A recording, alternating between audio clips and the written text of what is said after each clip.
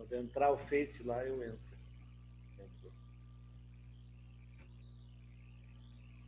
Boa noite a todas e a todos. Novamente nós estamos reunidos hoje nos painéis virtuais Viamão e Meio Ambiente. Hoje nós trazemos, né, com muita alegria, né, uma ferramenta de luta tão importante nos últimos 50 anos, nossa Agapan.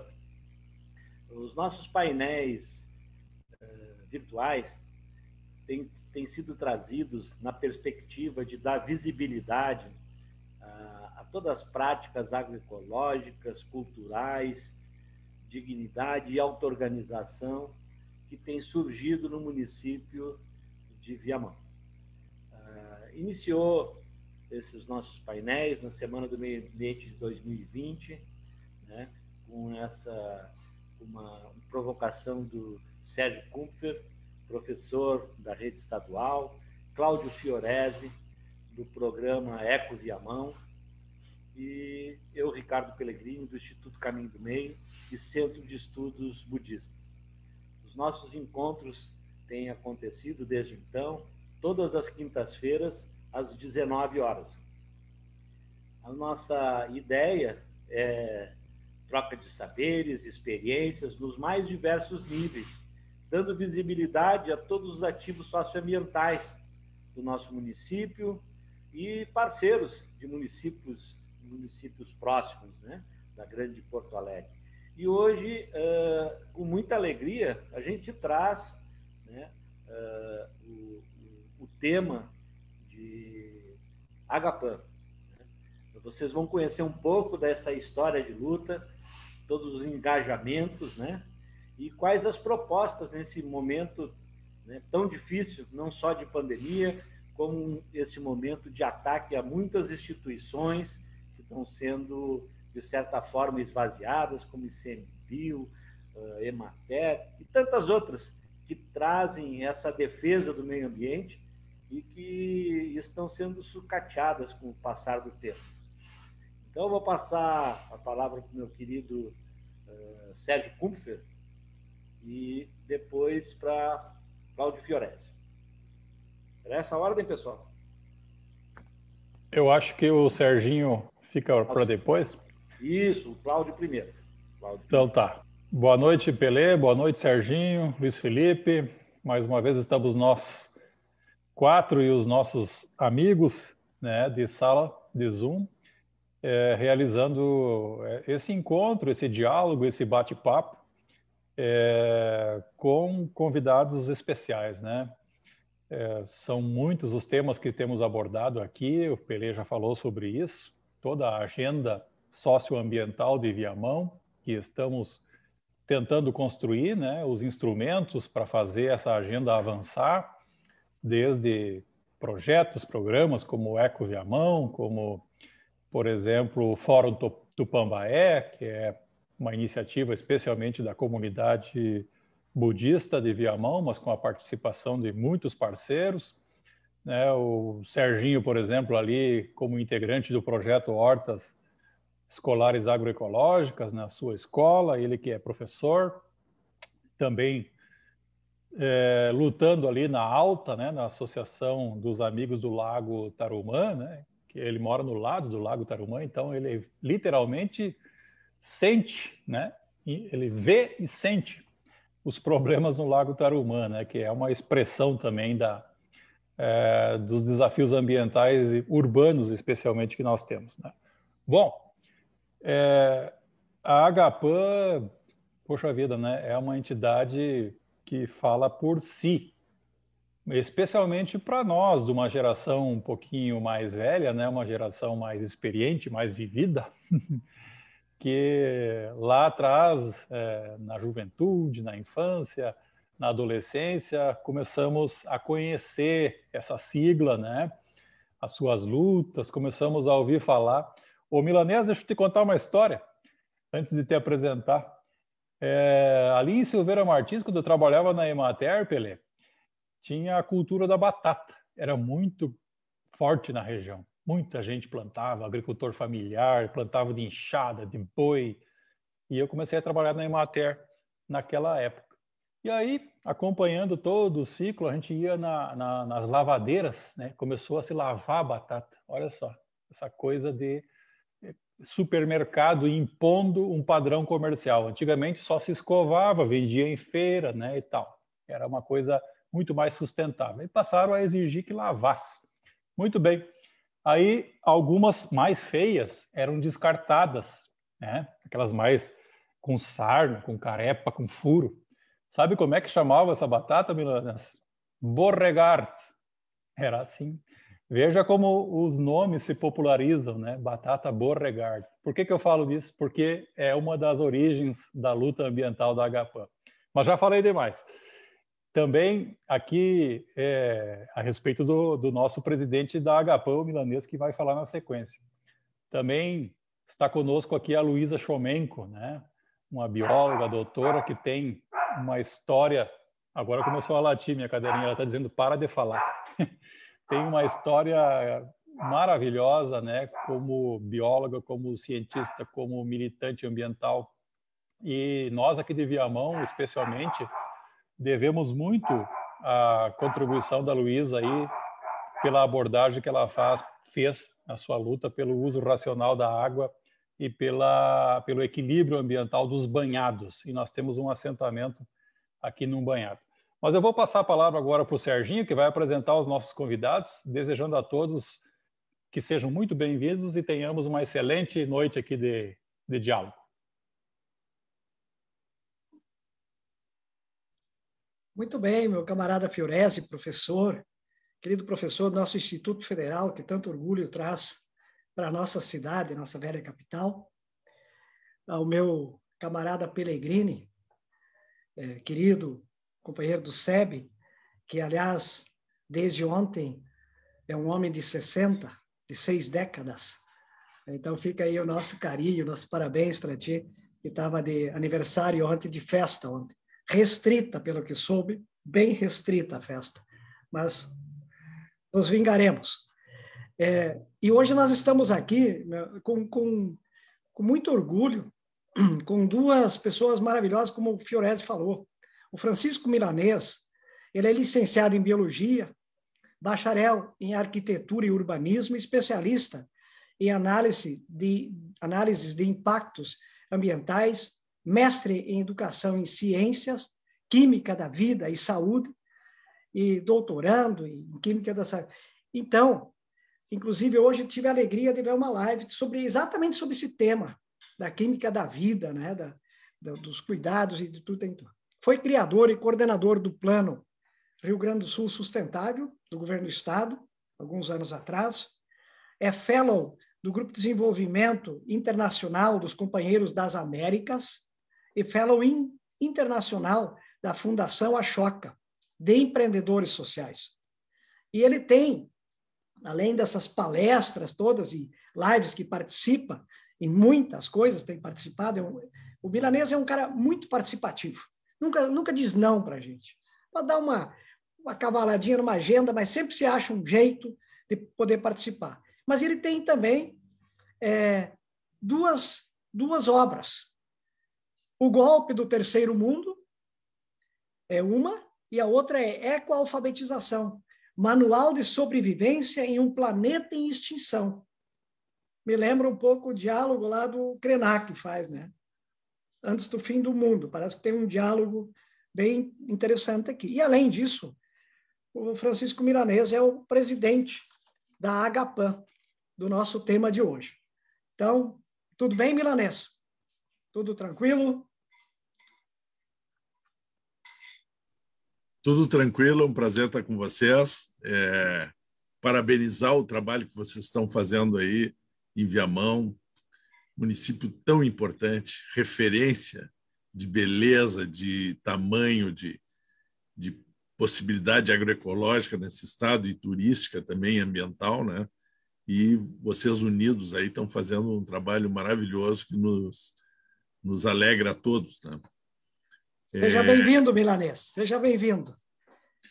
E além do Milanês, eu já vou te passar a palavra, tá? Tá. Eu vou te passar a palavra. Além do Milanês, nessa noite, nós estamos aqui com a Luísa a Luísa Chomenko. A Luísa é doutora em biologia e se dedica há mais de 3 décadas às questões ambientais. É bióloga formada pela Universidade Federal do Rio Grande do Sul, é tua colega milanesa, são colegas de escola, né? Do Rio Grande do Sul. Tem mestrado em ecologia pela mesma universidade, especialização e doutorado, PhD na Universidade de Saarlandes, na Alemanha.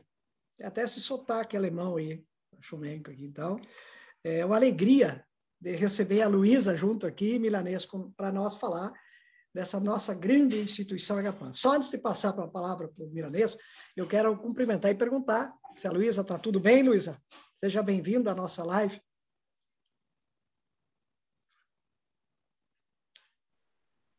Oi, boa tarde.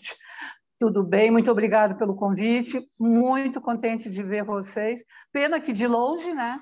Eu espero que logo a gente consiga fazer esse encontro ao vivo. Como eu digo, é bom a gente poder de novo se abraçar, beijar, porque está fazendo falta, né? Mas enquanto isso não é possível, vamos nos encontrando por aqui e conversando bastante, que assunto é o que não falta nessa nossa área de trabalho. Muito bem, Luísa. Seja bem-vinda. Nós queremos saudar todos que estão aqui nos acompanhando através do nosso link. Eu vejo alguns aqui, eu vejo o Vitor Ortiz, o Anderson, a Sandra. Então, sejam bem-vindos, todos muito bem-vindos ao nosso encontro aqui. Nós vamos fazer uma primeira participação aqui do milanês. Serginho, deixa eu só dar um recado que é sempre bom, né, tanto para a Luísa e para o milanês. Essa nossa live que a gente faz aqui pela plataforma do Zoom, ela está sendo transmitida no mesmo momento, está sendo retransmitida pelo Facebook do Centro Budista, o Facebook do Instituto Caminho do Meio, do Eco Viamão, Instituto Federal, e também o YouTube do Eco Viamão. Então, a gente sempre é bom lembrar que a abrangência que tem dado esse nosso programa, né, tem sido maravilhosa, porque ela tem sido essa nossa rede, né, que a gente criou lá na Tupambaé, junto com todos esses nossos parceiros, com a Agapan e todo mundo, ela está sendo multiplicada muitas e muitas vezes, né? É só para deixar registrado que vocês podem depois entrar lá tanto no Eco Viamão e tudo mais, e compartilhar isso no Facebook da Agapan e dos outros instrumentos que vocês queiram. Muito bem lembrado, Pellegrini. Então, agora, como nós vamos falar da Agapan, vamos chamar o presidente aqui para contar um pouco dessa história linda, né, da Agapan, e depois vamos rodando aí. Depois vamos falar a Luísa, depois a gente vai abrindo aqui. Vamos fazer aí, temos 1h15 para a gente conversar. Francisco Milanês, seja bem-vindo. Conta um pouco dessa história aí. Bom, a ideia, conforme foi dito, é de contar como é que a gente chegou, né, na entidade. Eu, desde pequeno, por alguma razão qualquer, fui muito chegado ao pátio, menos as pessoas e mais a animais e plantas. E isso acabou me formando. Eu bem jovem mesmo, bem pequeno, eu tinha um irmão 20 anos mais velho que era médico, e peguei os livros dele, comecei a estudar zoologia, outras coisas. Eram livros antigos, mas, enfim, eu gostava muito disso, né? E tive tudo que é bicho possível, de aranha até não sei o que, tudo eu criava no pátio. E aí, isso marcou bastante meus irmãos, eu era o caçula, e todos se referenciavam em mim e tal. E o amigo de uma irmã minha foi fundador da Agapan, Fernando Santos, grande pessoa, e ele estava já na universidade e eu estava no primeiro grau do colégio ainda, no que na época se chamava ginásio, que as pessoas não devem ter noção ainda, mas enfim, era o ensino fundamental. E ele sabia dessa, porque todo mundo falava, né, dessa minha questões com a natureza. E aí ele foi até o meu colégio e disse: olha, descobri uma coisa para ti aqui, eu estou participando de um negócio que tu tem que conhecer porque tu vai gostar. E me levou na reunião da Agapan, onde eu era o único jovem, eram todos nomes já feitos, professores da Unicinos, a maioria professores da URGS, o Lutzenberger, o Carneiro, a Hilda Zimmermann. E, bom, embora eu seja mais jovem de todos aqui, isso foi em agosto de 71, portanto, poucos meses depois da fundação.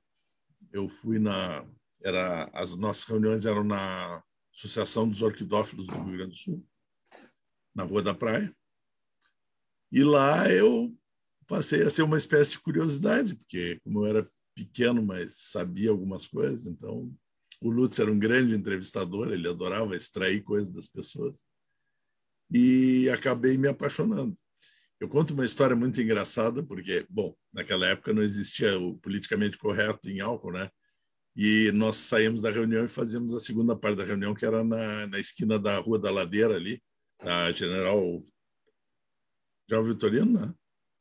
General Câmara. General Câmara, com a Rua da Praia.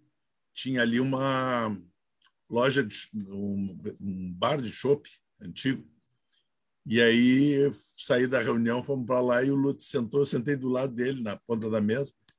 E o Lutz era um bom tomador de chopp.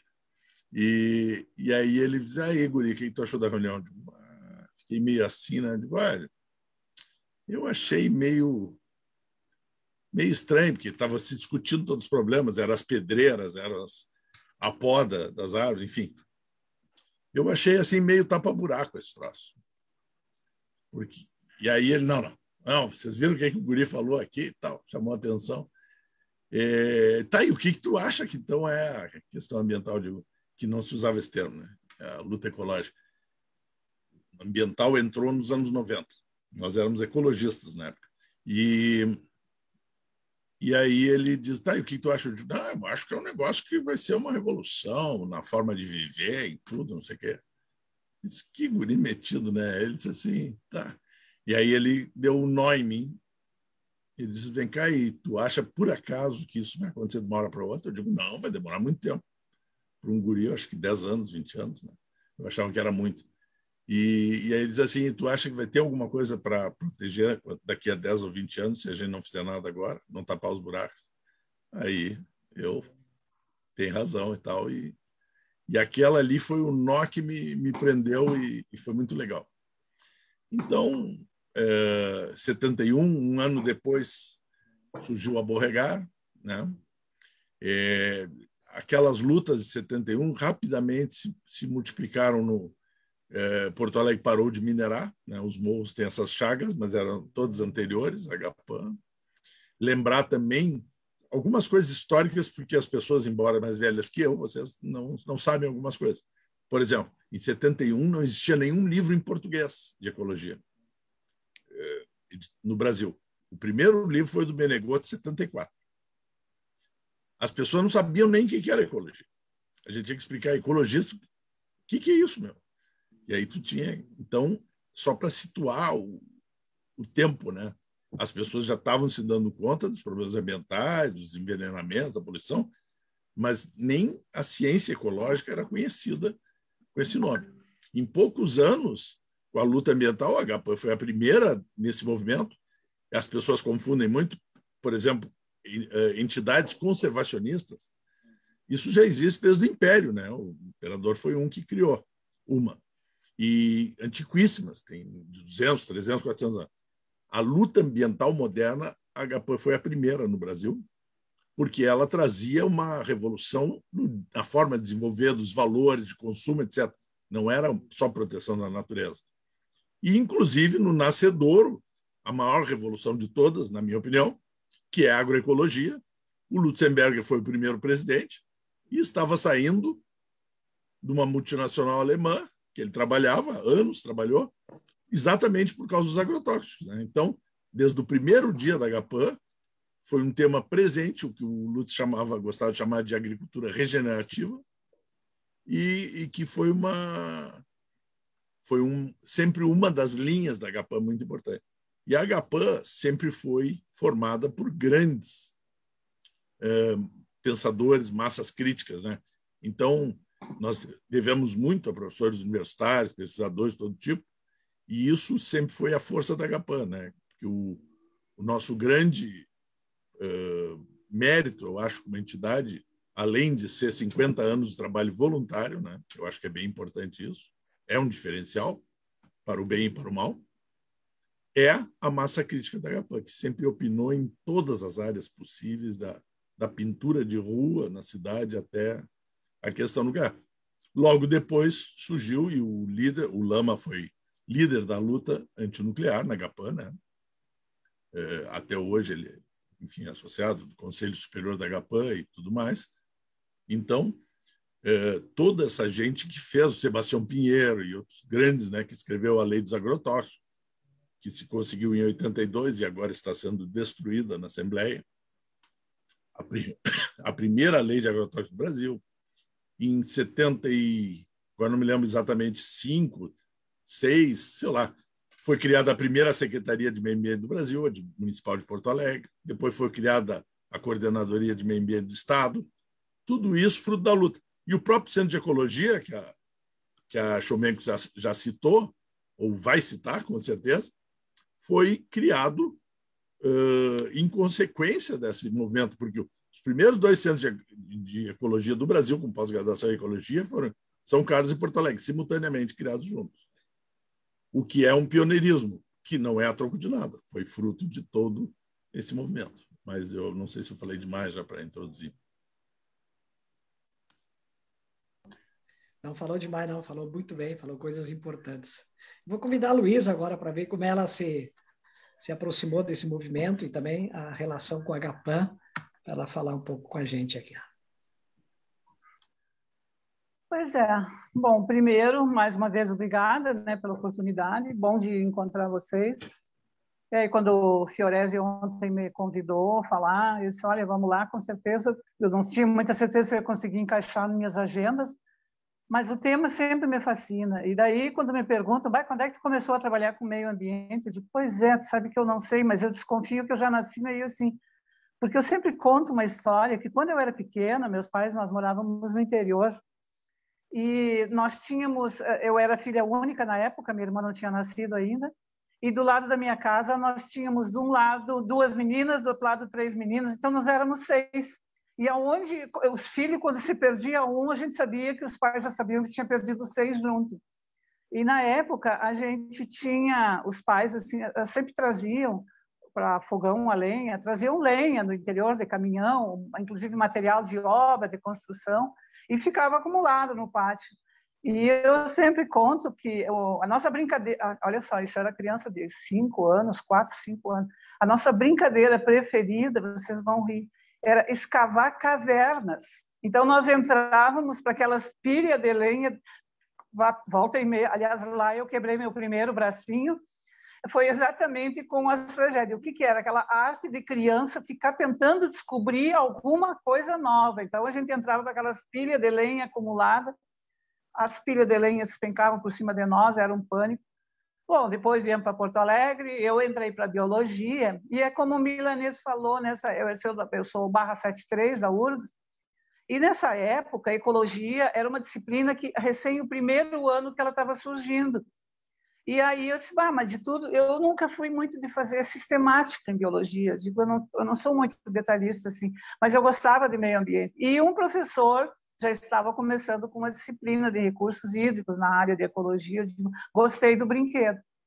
E no ano seguinte, a URGS fez o primeiro concurso para monitores de ecologia, então.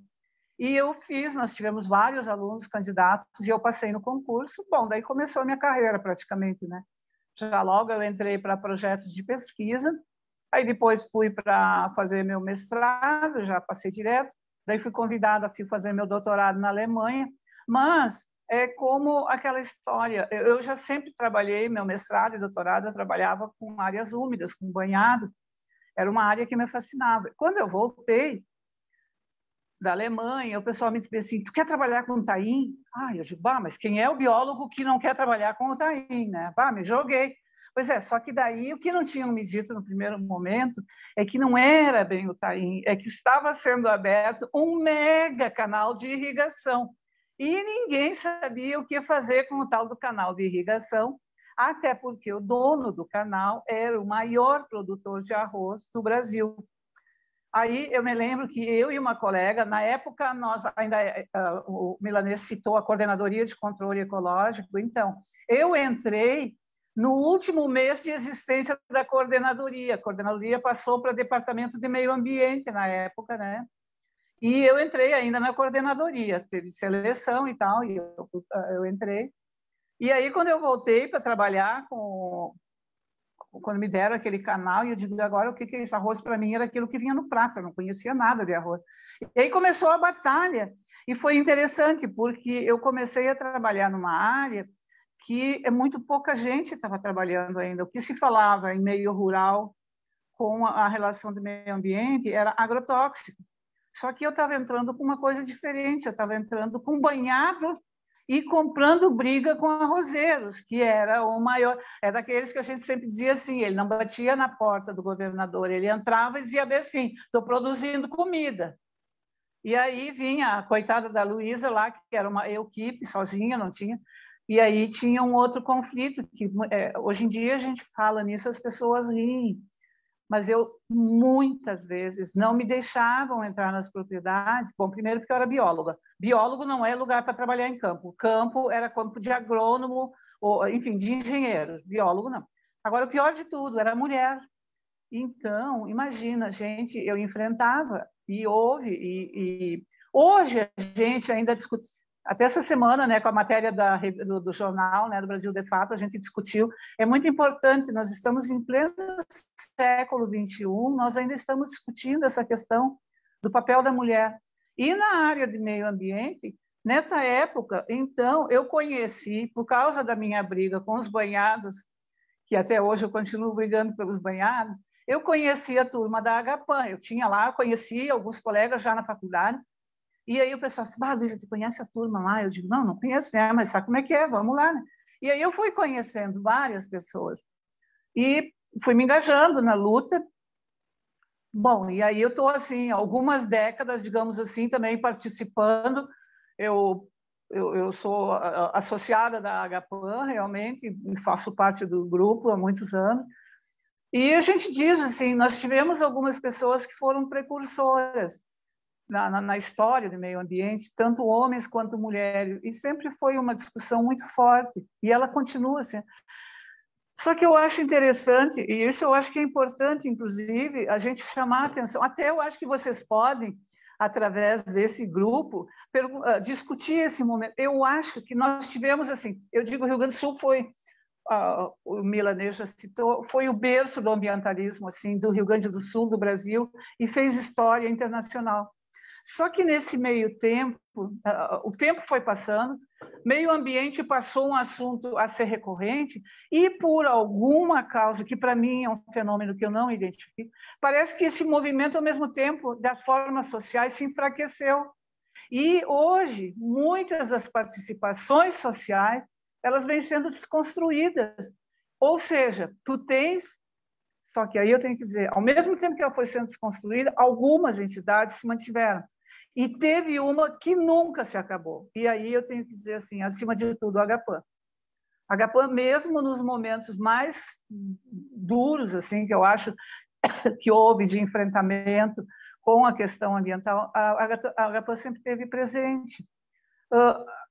Eu diria também que são mais ou menos as mesmas pessoas que vêm lutando há muitos anos e, com isso, conseguem manter essa relação com gente nova que vem surgindo.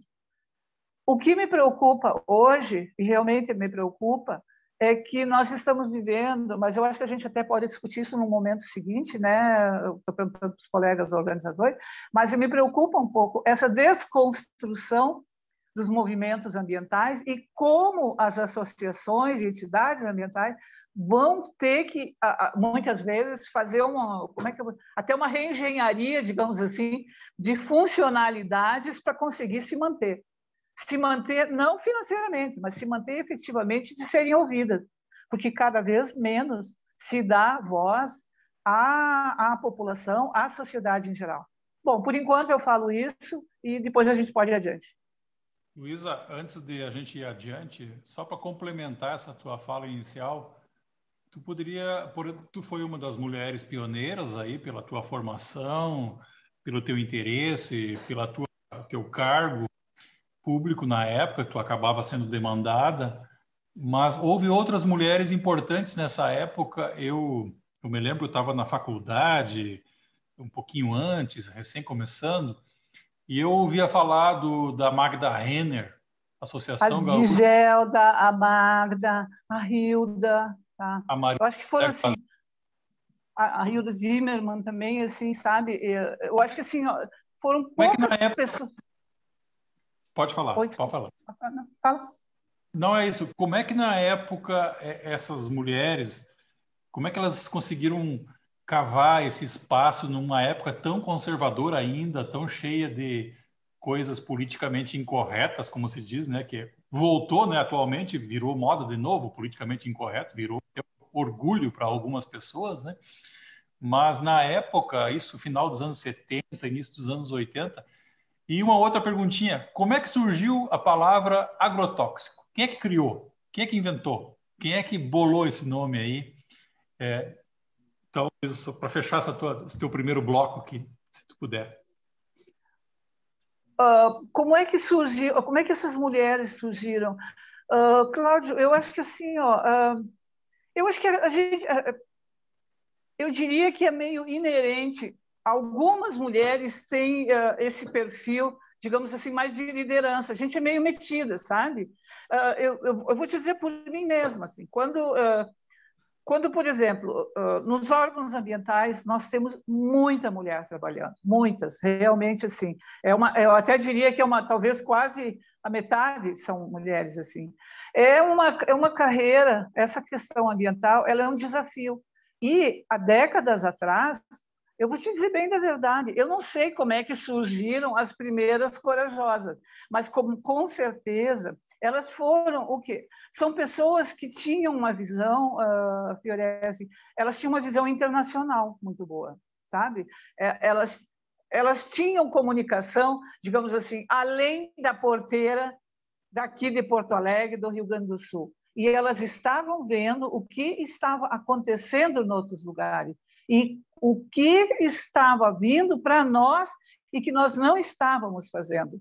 E isso, Fiorese, é uma coisa que se repete até hoje. A gente vem cada dia tendo que referir, olha, lá naquele outro lugar estão fazendo isso. Não, mas isso nunca vai chegar aqui. Não, nem vem. Mas eu tenho certeza que assim, essas pioneiras que eu digo foram poucas, mas assim, eu tiro meu chapéu, realmente, eu tiro meu chapéu para elas e eu muito me espelho nelas, assim. Foi metendo a cara, agora, principalmente, eu acho, buscando se atualizar com o que corre no mundo exterior, sabe? A gente não pode ficar olhando só o que acontece aqui dentro. A denominação agrotóxicos, na verdade, eu acho que foi uma ideia luminosa. Eu não sei de quem foi a ideia, mas foi muito boa. Talvez o milanês possa me ajudar de onde surgiu. Só que, na verdade, a terminologia mesmo internacional, ela trabalha muito com biocidas. Mas, por exemplo, biocida é um bom nome, porque, na verdade, biocida. Sida é morte, ou seja, é algo que mata a vida. Só que esse é um termo que aqui no Brasil nunca, se tu falar em biocidas, a maior parte das pessoas não vai nem entender do que tu está falando. Então, hoje, cada vez mais, e agora querem de novo tirar a denominação agrotóxico, é fundamental que se mantenha a palavra agrotóxico. Por mais simples que seja, por menos, digamos assim, por menor que seja a categoria de toxicidade, é tóxico, é veneno. Então, é fundamental a manutenção deste nome. E isso, na política brasileira, historicamente, é um nome que foi rejeitado pelas grandes corporações, e inclusive por grande parte dos políticos, e agora estão voltando com força total de novo. Agora, é fundamental que nós mantenhamos, sim, a denominação agrotóxico no Brasil. Milanês, acho que pode me complementar até. Sim. O Pellegrini, o Fiorese, fiquem à vontade aí quando fazer a colocação e tal. Só quero saudar aqui também a presença do Maximiliano, que está sempre com a gente, o Barrio Nevo e o Anderson Toledo, que estão aqui conosco. Então, sejam bem-vindos. Agora nós vamos entrar no tema, nesse segundo bloco aqui, mas assim, das lutas históricas que a Agapan travou, no concreto da vida, né, das conquistas, dessas lutas aí, e também os desafios que nós estamos vivendo. E aí, depois dos nossos convidados falarem sobre esses aspectos aí, mais atuais, também entrar nos temas mais atuais nós podemos abrir também aqui para as colocações dos nossos convidados, o pessoal que está na sala aqui, acompanhando a nossa live. Então, Milanês, contigo aí. Eu queria agregar aqui pequenas informações que podem ser interessantes. A Magda, eu me lembro, tu vê, eu sou um jovem dinossauro, mas a Magda, eu me lembro dela entrando na Agapan. Se não foi acho que foi 74 que ela se associou, ela foi sócia da Agapan, e lá que ela começou. E ela foi trazida bem pela Hilda. A Hilda é fundadora, a Hilda Zimmermann, né, falecida, infelizmente também com uma Magda e com uma Giselda Castro, 3 gigantes mulheres, né? Mas a Magda, ou foi pelo Lutz ou pela Hilda, ou pelos dois, que eles eram amigos. E a Magda, ali, com a liderança forte que ela tinha, ela transformou a Associação Democrática Feminina Gaúcha depois, a DFG. A DFG numa entidade ambientalista. Na verdade, era uma entidade de esposas de empresários, né? E que foi uma gigantesca transformação que ela e a Giselda Castro operaram. Mas a Magda começou na Agapan e depois ela voou, tomou. E depois a DFG ainda veio a se associar aos Amigos da Terra, né? Amigos da Terra, mas isso já muitos anos depois. Então, isso é uma curiosidade interessante. E eu vou te dizer o seguinte, a Luísa colocou muito bem, o Lutz gostava muito de chamar de biocidas, que ele achava uma coisa, claro, e é muito forte o termo, só que é absolutamente ininteligível de forma popular, né? E eu acredito, sinceramente, que agrotóxico veio do Sebastião, porque a lei de agrotóxicos foi escrita dentro da Agapan, participaram muitas pessoas, mas o principal mestre é o Sebastião Pinheiro, meu grande mestre, e saiu dele esse termo. A Agapan, nós gastávamos, uma das coisas boas aí, sirva de exemplo para outras entidades, nós gastávamos noites a fio discutindo palavras. Nós sempre demos muita importância para as palavras. E agrotóxico venceu por ser a mais didática. E ela é tão, como disse a Luísa, ela é tão odiada que eles fazem qualquer coisa, proposta de lei, para mudar o nome. Porque ela diz, o agricultor, biocida não diz nada para ele. Não. Como é que se conheciam os agrotóxicos antes? Remédio. O remédio. Oficial era defensivo agrícola, que já é um absurdo. Mas o pessoal usa muito remédio para as plantas no interior até hoje. Remédio. Então, é uma coisa que te cura, que salva. Agrotóxico, ninguém no mundo vai conseguir dizer, primeiro, que não é ligado ao agro, segundo, que não é veneno. Né? Porque veneno também pode ser. Mas agrotóxico foi uma coisa perfeita e surgiu na construção da lei de agrotóxicos em 82. Então, por isso ela é tão combatida, porque ela é tão eficiente, né? Didática, digamos assim. Milanês, me permite só fazer um breve diálogo contigo, com a Luísa. Eu trabalhei na extensão rural, né? Foi o meu primeiro emprego. Foi lá que a gente se conheceu, né, Fioretti? Isso. E então, lá na colônia, na região de Santa Maria, a gente percebeu como demorou. Eu comecei a trabalhar em 90 na Emater. Como demorou para esse termo agrotóxico ser incorporado culturalmente. O pessoal chamava de remédio. Remédio. Doutor, eu queria um remédio para a pinta preta da batata aqui. Entendeu? Era assim. Agora, para passar a bola de novo aí para a Luísa e para o Milanês, nesse mesmo bloco, sabe? Só registrar, né? A gente não pode deixar de registrar as coisas da atualidade, né? Eu recebi hoje, fiquei estarrecido com a informação de que me corrijam o nome se eu falar errado, a Larissa Bombardi, a geógrafa da Unicamp, né, que fez uma obra maravilhosa, técnica, científica. Ela fez o Atlas do uso dos agrotóxicos no Brasil frente ao uso na União Europeia. Fez uma comparação, né? E aí a notícia que se tem é que ela está saindo do Brasil. Ela está saindo do Brasil por ameaças e por pressões, né? Então, isso é uma mulher, veja bem, Luísa, é uma mulher que ousou buscar dados, pesquisar e mostrar isso, mostrar a verdade através de um atlas, que inclusive a gente usa muito esse atlas na disciplina de ecotoxicologia. Então, eu quero fazer esse registro, e aqui fica a nossa solidariedade à Larissa e a todos e todas as cientistas, né, que não abrem mão do dever ético de informar a verdade. Fiorese, infelizmente, essa é uma realidade que se repete cada dia em qualquer lugar. Tu não vai pensar que as pessoas que nós hoje, colegas, em todas as instituições, mesmo vocês que trabalharam, tu, por exemplo, bom, tu não está mais, mas os colegas da área rural, e que tendem a fazer uma avaliação qualquer, questionando modelos econômicos de uso produtivo, seja no campo, seja na cidade, tu não vai pensar que a vida delas é fácil. Né? Não, apanha cada dia, e apanha bem pesado às vezes. Então, na verdade, a gente só vai em frente porque a gente é persistente, né? Porque, às vezes, a gente larga algumas batalhas pelo caminho. Eu vou te dizer, ó, a única que eu posso dizer que eu larguei, que para mim é uma das minhas grandes frustrações profissionais, foi quando eu saí da CTN-Bio, porque eu perdia todas da CTN-Bio. Nós temos vários colegas daqui do estado que faziam parte da CTN-Bio. Tá? Eu fiquei 2 anos lá dentro, acabei pedindo para sair, porque tu não ganha nada. E hoje, por exemplo, a Comissão Técnica Nacional de Biossegurança, na verdade, é o que menos se faz lá dentro, assim, sabe? Então, cada dia tu libera mais agrotóxicos e mais transgênicos e mais transgênicos para a área agrícola e não para a área, de tudo quanto é área, e sem uma correta avaliação.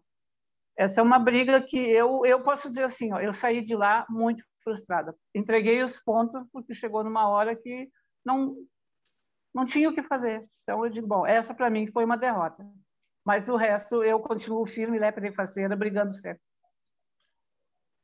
Eu queria somar um comentário nisso que a Chomenko disse, porque eu vivi, no final dos anos 80, nós abraçamos, e aí eu pessoalmente, além da GAPAN, é óbvio, mas muito a questão dos transgênicos. A gente sabia que na biologia estava fervilhando e era uma tendência muito grande. E, bom, o tipo de pressão que a gente viveu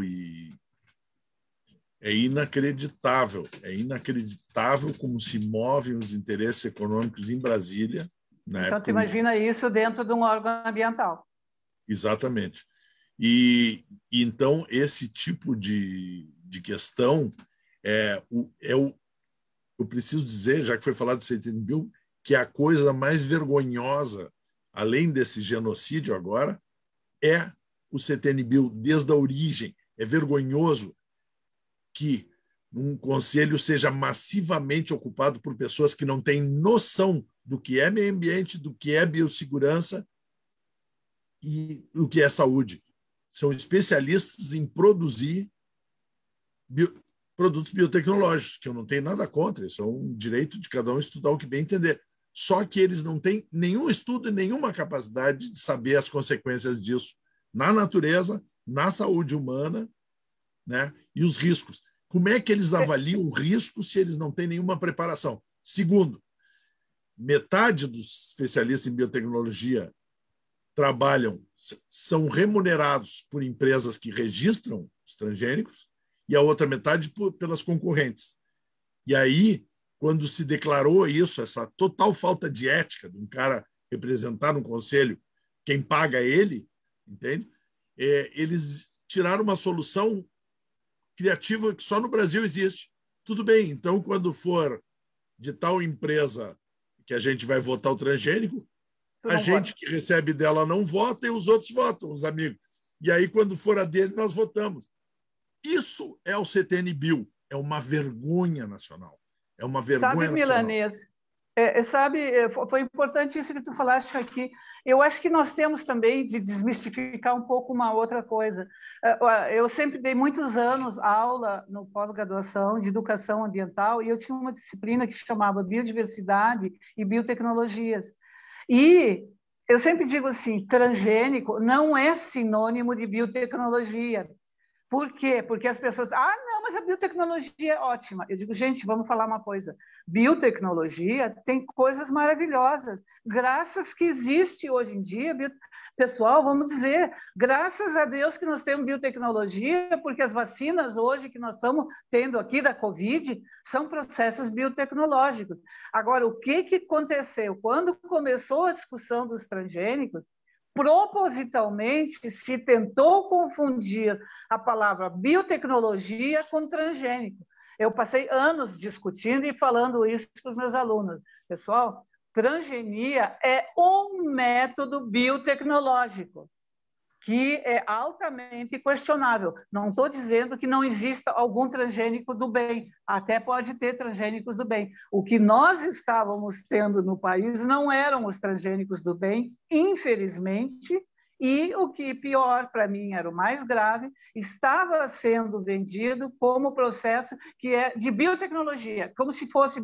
Eu me lembro, no dia que aprovaram a lei da biossegurança, que para mim foi um dos grandes escândalos nacionais. Eu me lembro que até a Agapan se manifestou. Eu lembro quando alguns deputados inseriram um artigo na lei de biossegurança que, para que ela fosse aprovada, eles inseriram aquele capítulo que tratava de doenças genéticas nas pessoas e encheram a Câmara com pessoas deficientes físicas e mentais. Para mim, eu tenho fotos até hoje, eu usava fotos. É uma das coisas mais chocantes e vergonhosas que eu já vi. Então, eles usavam aquelas pessoas com sérias deficiências lutando pela aprovação da lei de biossegurança, como se aquilo fosse a salvação. Isso, para mim, são paradoxos que o Brasil faz. E o que é pior, o Brasil continua fazendo isso, sabe? Eu acho muito complicado. Nós temos um país... Eu comentei até nesses dias. Eu não sei mais classificar o Brasil. Eu não sei se é um país esquisito, é um país estranho. A única coisa que eu sei é que nós já estamos virando um case internacional para estudo da população sobre termos mentais, que não é possível. É muito esquisita a nossa população, infelizmente. Na verdade, só somando nessa questão das palavras que eu falei que a gente gosta muito da Agapan, quando se conseguiu mostrar que a origem do transgênico não é transgênico. O transgênico já existia desde 70 e poucos na biologia. O que fez os transgênicos acontecerem não foi isso, foi o patenteamento da vida. Contra isso que eu lutei desde 78. Só o monopólio, o controle, era isso que precisava para o transgênico virar um negócio. Que o transgênico não interessava para eles, interessava ter que pagar aluguel para usar os produtos deles. Criaram os híbridos, que todo mundo sabe, são misturas de varietais, né, diferentes, e eles não conseguiam, porque as pessoas conseguiam não ficar escravas e não comprar sementes e fazer sistema. Tinha que ter uma coisa que a lei obrigasse a fazer pagar. E isso é o patenteamento. Era a patente da vida, né? E a patente é para ser para todos os seres vivos. Tanto que já tem patenteado nos Estados Unidos sangue indígena, tem um monte de coisa, já desde o começo dos anos 90. Então, a meta é essa. A desculpa é por ser criado em laboratório, por ser um transgênico criado em laboratório. Mas a meta é patentear tudo. Só que para patentear tudo, eles estão destruindo, porque esses laboratórios são criados irresponsavelmente. São criados exclusivamente com fim comercial, sem nenhum benefício, e tudo que aquilo a gente falou no final dos anos 80, que iam criar resistência, que iam utilizar muito mais agrotóxico, tudo isso aconteceu muito mais do que se imaginava, né? Uma soja transgênica tem até 200 vezes mais resíduo de agrotóxico do que a soja convencional, não estou falando da orgânica. Então, é uma loucura, uma verdadeira loucura. O patenteamento da vida é uma coisa antiética, é dar a propriedade para uma empresa de um ser vivo, de milhões de anos de evolução. Ou seja, não é aquele ser que ele comprou, não é a galinha, é todos os descendentes dela. Alguém que comprar em qualquer parte do mundo terá que pagar aluguel para mim, para usar aquela galinha que eu resolvi que sou dono. Foi geneticamente de alguma genética e piorei a saúde dela. E eu queria lembrar também, que a Luísa falou muito bem, a biotecnologia, eles escorregaram de transgênico, que é um nome muito eficaz e que as pessoas ficam com medo. Aí eles inventaram OGM, organismo geneticamente modificado, que é outra mentira, porque eles se misturaram com toda a evolução agronômica de seleções positivas, de concentrações de genes e etc., sem nenhuma transgenia, né? Que é toda a melhoria feita pela agricultura. E aí OGM ainda assustava as pessoas. Aí eles vieram para a biotecnologia e roubaram a coisa mais preciosa. E aí, só para referir, roubaram das mulheres, que há 10, 12 mil anos atrás criaram a agricultura, né? As mulheres criaram a agricultura, que é a biotecnologia, né? Que é a tecnologia, a cultura de lidar com seres vivos, né? Que foi criada há todo esse tempo atrás. E tudo que está relacionado a isso, que é manejo humano, etc., de seres vivos, é biotecnologia. Pegar essa minúscula, ridícula parte da biotecnologia, e a mais perigosa, porque criou um novo tipo de poluição que não existia no planeta. A poluição mais perigosa até então, e foi a luta, inclusive, que o Lama liderou, era a poluição nuclear. Hoje é a poluição genética. Sem dúvida. dúvida. Isso no debate, o diretor da empresa multinacional do Brasil quase caiu para trás, ele quase desequilibrou na cadeira. Ele disse: tu não pode dizer que é poluição? Eu digo: claro que é. Pois se o gene de uma soja transgênica, se o pólen de uma soja transgênica cruza com a soja normal, ela está poluindo, ela vai contaminar, criar um tipo de contaminação genética, pois os transgênicos cruzam com os outros e contaminam. O Banco Mundial de Semente de Milho, no México, hoje já tem 3%, 4% de material sendo proibido, o transgênico de milho no México, já tem 3%, 4% de poluição, de contaminação das sementes do Banco Mundial. Então, o perigo que isso traz é uma loucura. Quando se descobre que algumas variedades transgênicas, por exemplo, causam disfunções, causam toxicidade no fígado e outras coisas que já se descobriu, não tem como retirar, porque ela já cruzou com as outras. Não tem como retirar da natureza. Essas pessoas, isso é um crime contra a vida. Eu acho que nessa luta, talvez, sabe, Milanês, agora tu falaste, eu me lembrei de um outro nome que a gente sempre não pode esquecer, foi o professor Flávio Levgói, sabe? O professor Levgói, assim, para mim, assim, eu tive aula de genética, tu também tiveste aulas de genética, e o professor Levgói era aquela pessoa, eu sempre digo assim, era aquela pessoa querida, bonachona, mas, gente, ele era um poço de sabedoria, tá? E, para mim, é uma das pessoas de maior respeito nesse Estado. E aí, de novo, voltando à própria ligação com a Agapan e tudo, assim, né? Faz parte da história, digamos assim, da instituição, da organização. A gente tem que... É interessante, a gente conviveu com essas pessoas e hoje se pensa assim, puxa vida, né? Parece que não faz tanto tempo, mas ao mesmo tempo faz tanto tempo. E aí tu pega e pensa assim, tá, e o que nós temos? Como isso hoje está sendo visto pelas pessoas? E eu acho que nós estamos vivendo num momento muito perigoso da humanidade. Como as pessoas estão internalizando isso? Eu pergunto até, Milanês, como é que está hoje, tu que está mais ligado direto assim à direção, quanta gente jovem está vindo para a Agapan? Eu tenho a impressão que parece que houve um tempo assim que parece que o pessoal meio que desligou, eu não sei, eu não estou entendendo bem isso. Como que é isso? Tem uma provocação aqui, né? A gente ouvindo todos esses relatos, né? E é assim, a gente olha lá o início da Agapan, né?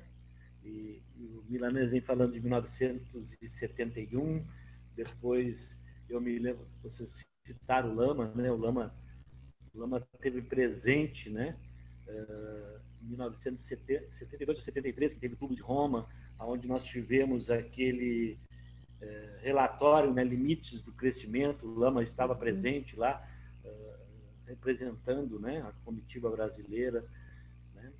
E alguns anos atrás, em 2000, eu já estava aqui no SEB, no Centro Budista, em 2007 ou 2008, nós fizemos um encontro que se chamava Budismo e Ecologia. E esse encontro que o Lama promoveu na época, a gente teve 2 encontros, tiveram várias pessoas lá, era para tentar identificar o que aconteceu, né, com um estado que foi referência, né, nessa questão. Vanguarda. Oi? Vanguarda? Isso. O que vem acontecendo? Por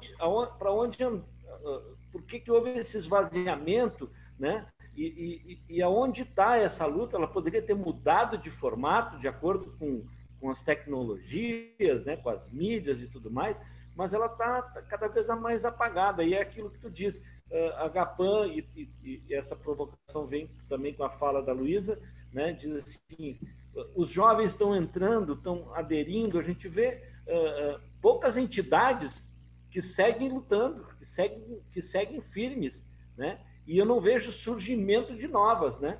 Então, para que a gente possa tentar entender isso, para ver como fortalecer, como a gente pode dar visibilidade para isso e buscar, a gente tem esse interesse muito grande aqui nesse programa, né?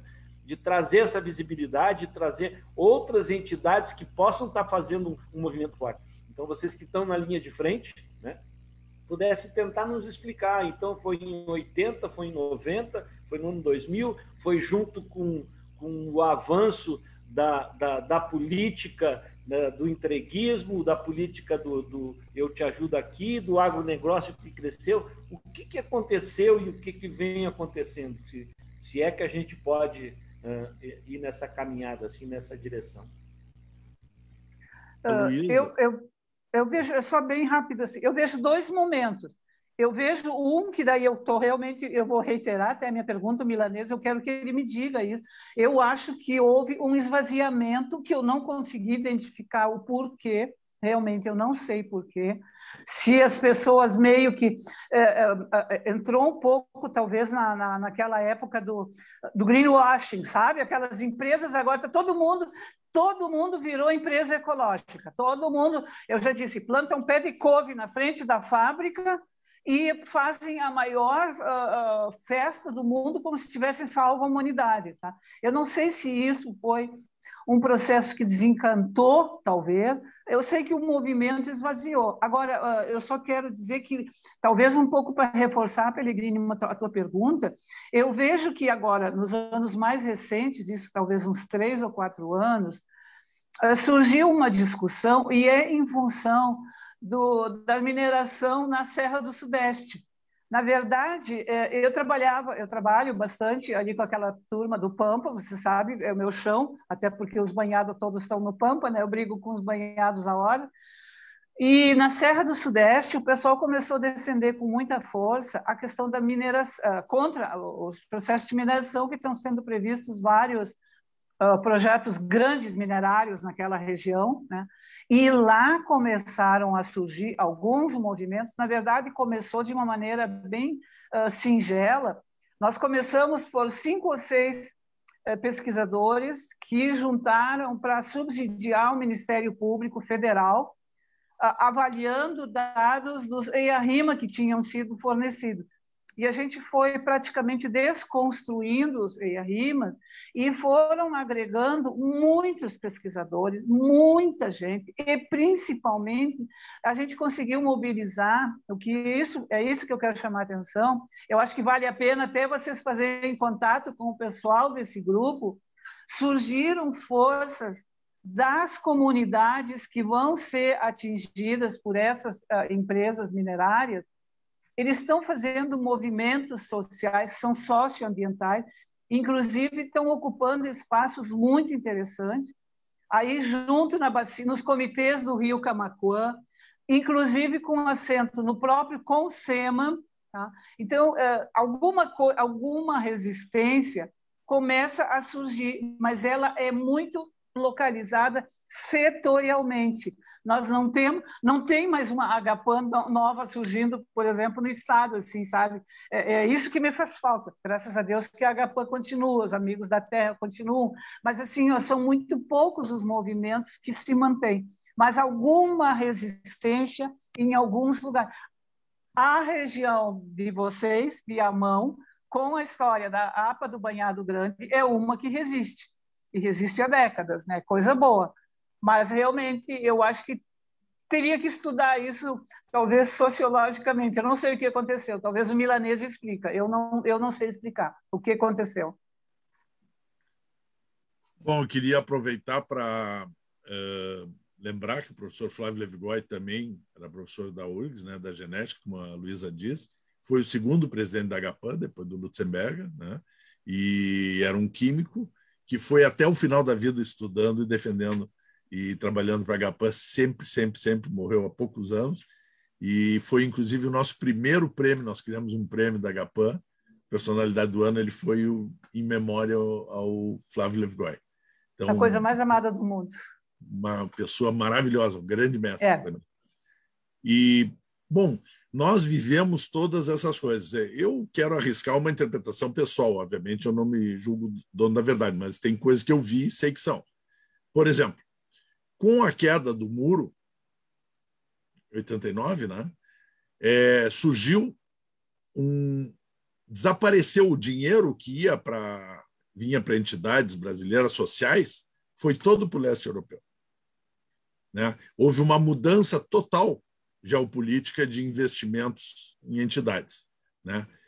E as entidades, e aí com a Rio 92, somando esses dois fatores, as entidades sociais brasileiras tradicionais forjaram um termo e um discurso, na minha opinião, falso, eu sempre disse isso lá na frente delas, não trago nenhuma novidade, socioambiental. Criaram esse termo, e aí o discurso era o quê? Na verdade, essas entidades são gigantes, têm que se manter, e precisavam de verbas, e tinha a Rio 92 com verbas, e eles se apropriaram. Algumas entidades também estavam surgindo, né? Entidades bem mais novas que a Agapan, mas que têm essa vontade de se mover com dinheiro, e que nós respeitamos, mas apenas somos diferentes, né? Precisaram correr atrás dessa grana. E veio esse discurso socioambiental. Só que isso deu um esvaziamento, porque aí todo mundo passou a dizer que era ambientalista, só que continuaram com as suas práticas, eram entidades sociais, trabalhavam, e base, fase, tantas entidades maravilhosas, passaram todas a ser socioambientais. E por uma conveniência, porque não tinha verba, e para entidades ambientalistas passou a ter verba. Nós não tocamos nessas verbas, é bem claro. A Agapan anda à margem do financiamento, porque nós não devemos nada para ninguém. E era do professor Flávio Levigoy. O nosso maior virtude é não ser grato a ninguém. Né? Essa independência faz da Agapan a respeitabilidade dela. Então, eu quero dizer o seguinte, que aconteceu esse fator. Outra coisa que aconteceu, nosso sonho sempre foi, meu especialmente, sempre trabalhei muito com educação ambiental, era chegar nos jovens. Hoje, os jovens, na sua maioria, têm uma profunda sensibilidade já de meio ambiente. As crianças que estão aí, então isso é uma conquista gigante. Nós éramos um 0,0 da população. Hoje nós somos todos os jovens. E a maior conquista para mim, ela aconteceu bem recentemente, que era um sonho de consumo meu, não consumista, que era o MST, que eram os movimentos se transformarem em agroecológicos. E o MST tem dado o melhor exemplo, inclusive na pandemia, de posicionamento claro, entenderam, digeriram a agroecologia, entenderam o sentido evolutivo de desenvolvimento de justiça social e hoje são parceiros gigantes. Então, eu quero dizer que essas conquistas são espetaculares. Uma coisa que aconteceu, e é bem importante, foi com a Constituição e a criação de conselhos no Brasil, ela digeriu e sumiu com a luta, porque a gente trabalhava feito doente. Quando eu entrei na presidência da Agapan a primeira vez, nós estávamos em 56 conselhos. Sabe o que é trabalho voluntário em 56 conselhos? Que tem que estudar semanalmente processos, milhões de coisas, e ninguém sabia. As pessoas diziam: onde é que está a Agapan? A Agapan surgiu no momento militar, que era proibido falar de tudo, de meio ambiente, desde 71 até 75, quando o Dairel subiu na árvore. Eles não identificaram que meio ambiente era subversivo. Então, só tinha notícia da Agapan todos os dias. Mérito nosso? Não. Mérito dos jornalistas que não tinham que publicar, porque tudo era censurado. Quando o Dairel subiu na árvore, desceu da árvore, e quando eles desceram da árvore e foram direto para o DOPS, foi o Caio Lustosa, foi o Lutz, foi o Carneiro lá liberar eles, na primeira reunião que teve da Agapan depois do evento Árvore, tinha fotógrafos de revistas que diziam nomes lá, tirando foto de um por um. Nós fomos todos fichados. E aí mudou. Aí nós passamos a ser motivo de censura. E as coisas dizem: pô, a Agapan não está fazendo nada. Não, a Agapan está trabalhando muito mais, só que não aparece. Depois os conselhos desapareceu também, porque o trabalho era nos conselhos, onde a maioria é antiambiental, nos conselhos de meio ambiente, como a gente viu agora no CTN-Bio, né? O próprio CONAMA é uma piada. Está sendo desconstruído, né? Quando eu estava no CONAMA, nós conseguimos de 5 passar para 10 a representação dos ambientalistas, que deveria ser no mínimo 50% de um conselho de meio ambiente. E agora foi reduzido para 4, que nós fomos sorteados e tivemos o prazer de rejeitar a participação no CONAMA. Muito bem. Então, esse processo. Agora também tem uma outra coisa, e aí é um lado não tão bom. Eu posso estar equivocado também, mas as pessoas falam de meio ambiente com a superficialidade que se fala de tudo hoje. Nós estamos perdendo, a educação está perdendo a profundidade dos debates, tanto no uso das palavras, a precisão, como nós discutimos aqui várias vezes, e a profundidade. Então, live que dura mais de 3 minutos, 10 minutos, não é bem aceita. E as pessoas querem ir lá. Quer ver a coisa que dá mais certo? Nós fizemos um protesto na frente de um hotel bem conhecido em Porto Alegre, tinha uma reunião lá, aí saiu no jornal. Mas o que isso muda? Nada. As pessoas vão lá para bater. Eu estava lá, tirei foto.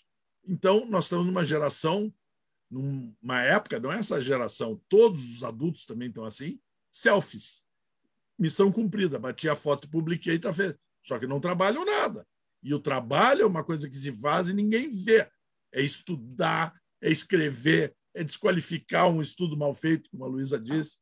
E isso não aparece. Então, eu quero dizer que é uma coisa dúbia. Eu acho que nós estamos entrando na sociedade, mas, por outro lado, tem uma visão greenwashing das próprias pessoas. Não é só as empresas. As empresas fazem isso porque as pessoas permitem. Anos atrás, se alguém tentasse uma lavanderia verde dessas, todo mundo caía em cima de pau da empresa e o marketing dele ia ser negativo. Agora os caras fingem que são e vão tocando. Então, é um momento, nós temos que nos adaptar, a gente está aprendendo. Estamos aqui numa live, né? Então, estamos aprendendo, mas não é fácil.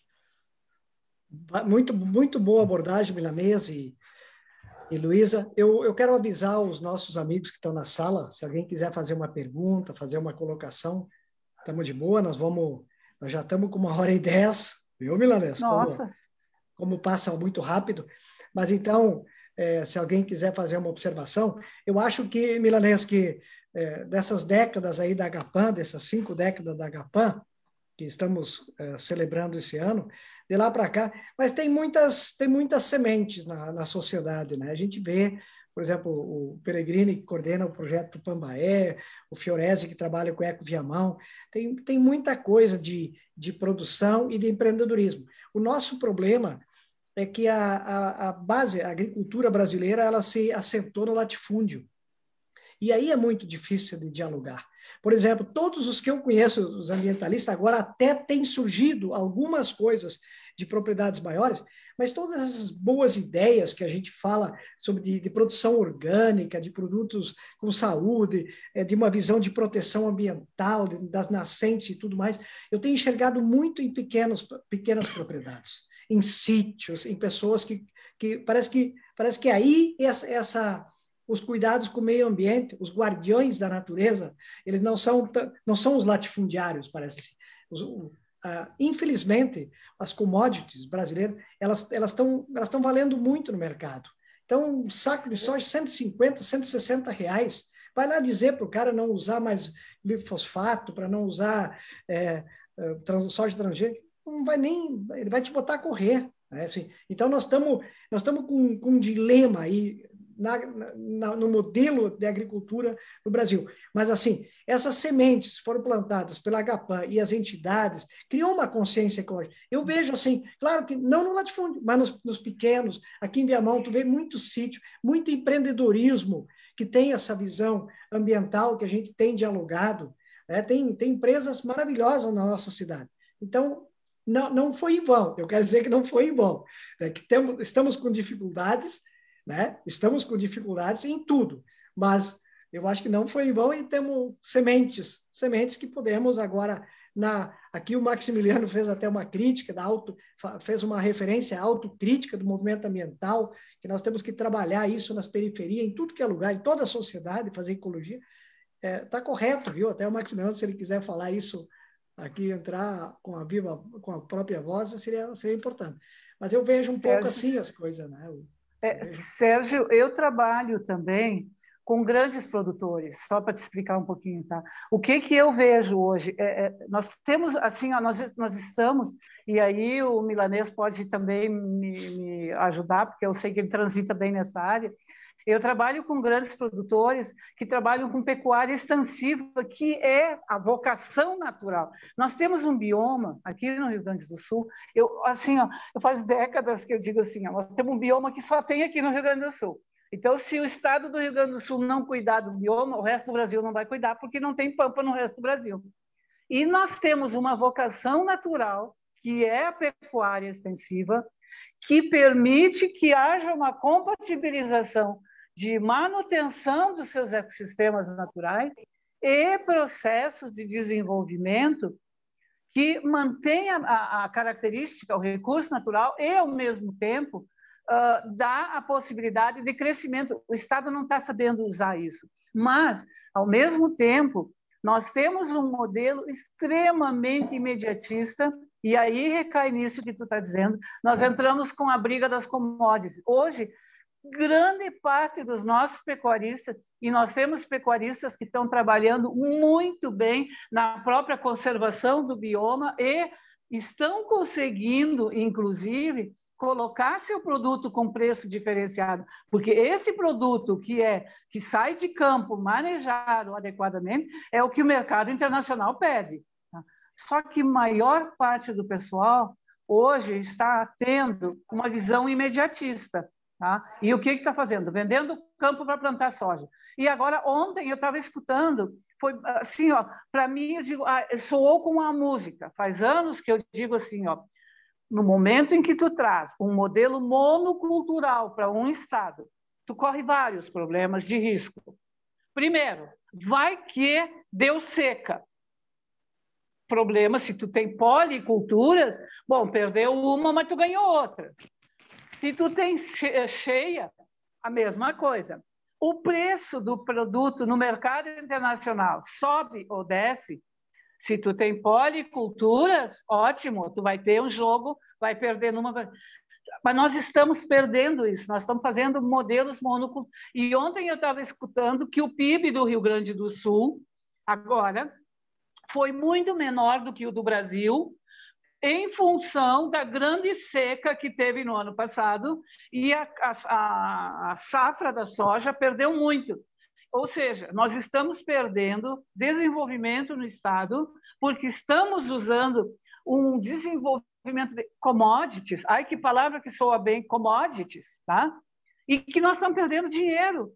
Ou seja, agora, o pior de tudo, nós estamos plantando para criar bicho lá no exterior e o nosso povo aqui não está tendo o que comer. Olha o preço do óleo, como é que está. Olha o preço do arroz. A gente até brincava, né? Vou botar meu arroz que eu comprei, botar num cofre lá em casa, porque está o preço do arroz.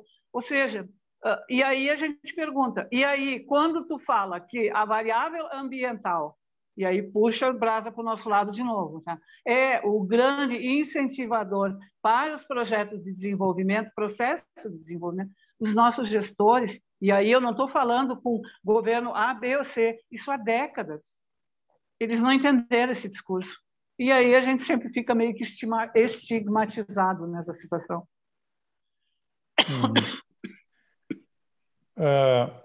Tem alguém inscrito, Serginho? Eu vi que tinha uma manifestação. Só tem os comentários do Maximiliano aqui, mas ele pode fazer, pode entrar no chat. Mas enquanto o Max vai se encorajando, aí eu não poderia deixar de dar por favor, Serginho, um pitaco sobre essa questão aí da dificuldade de avanço da pauta ambiental. Eu acho, Milanês e Luísa, que tem uma questão pedagógica aí, que ela tem várias frentes. Vamos pegar essa questão dos transgênicos que você estava falando ali, Luísa e Milanês. Eu me lembro quando esse debate pegou fogo, literalmente, no Estado, lá por final dos anos 90, 98, 99, com a soja Maradona, aquela coisa toda, vagem de 8 grãos que falavam, né? Era fake, já começou a era das fake news, né? Mas se dizia, qual era o argumento central? Os transgênicos, eles vão permitir a redução da carga de agrotóxicos na agricultura. Lembram disso, né? Era o discurso. E como é que ia te contrapor a uma promessa científica? Era muito difícil. A mídia trabalhava forte isso aí, dizendo que, claro, tu vai, através da biotecnologia, tu vai introduzir um gene resistente à lagarta, resistente ao herbicida, resistente à doença. Fazia todo o sentido do mundo. Passados 20 anos, eu falo porque eu converso com os produtores, gente da família. Os caras já estão pensando, só não desistiram de plantar soja, porque é isso que o Serginho falou. Está 150, 170, 180 reais o saco. Então, aquela relação custo-benefício, né? Estou me envenenando, mas dá dinheiro, dá bastante dinheiro, inclusive para mim pagar um tratamento depois, pagar um bom médico, um bom plano de saúde. Deve ser essa a lógica. Mas, veja, a soja se fazia 3, 4 aplicações de agrotóxicos. Era para matar a lagarta, para matar as ervas, 1 ou 2, e para matar o fede-fede, e acabou. Hoje, fazem mais de 10 aplicações. Mais de 10. E isso tem que ser dito, mostrado. Essa é uma conversa que entra direto na cabeça do produtor, porque não é mentira, é verdade. Não é ameaça de que no futuro, olha, não faço isso porque no futuro vai acontecer aquilo. Não, não, não. É fato. Então, acho que está faltando um pouco essa questão pedagógica de fechar os ciclos da informação. Isso é um aspecto. Outro que eu acho fundamental, e gostaria de encerrar aqui a minha intervenção, assim, porque eu participo disso, eu não consigo entender como é que as administrações municipais, estaduais, especialmente essas duas, né, as universidades, os institutos federais, que eu faço parte de um deles, não priorizam um trabalho de educação na rede municipal e estadual. Ali onde estão as crianças, ali onde estão o ensino fundamental. O Serginho é professor da rede. Isso aí tem um potencial fantástico de tu trabalhar educação ambiental, trabalhar segurança alimentar, alimentação saudável, saúde, correlacionar, e vai ao encontro do que o Maximiliano colocou ali no chat, né?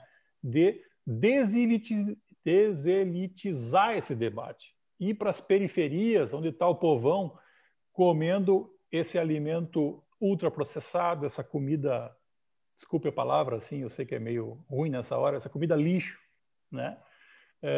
Que provoca doença, que provoca gastos enormes já numa renda familiar combalida, com medicamento, com plano de saúde, com hospital, que diminui a nossa imunidade, e está aí o coronavírus como um símbolo desse fracasso todo, né?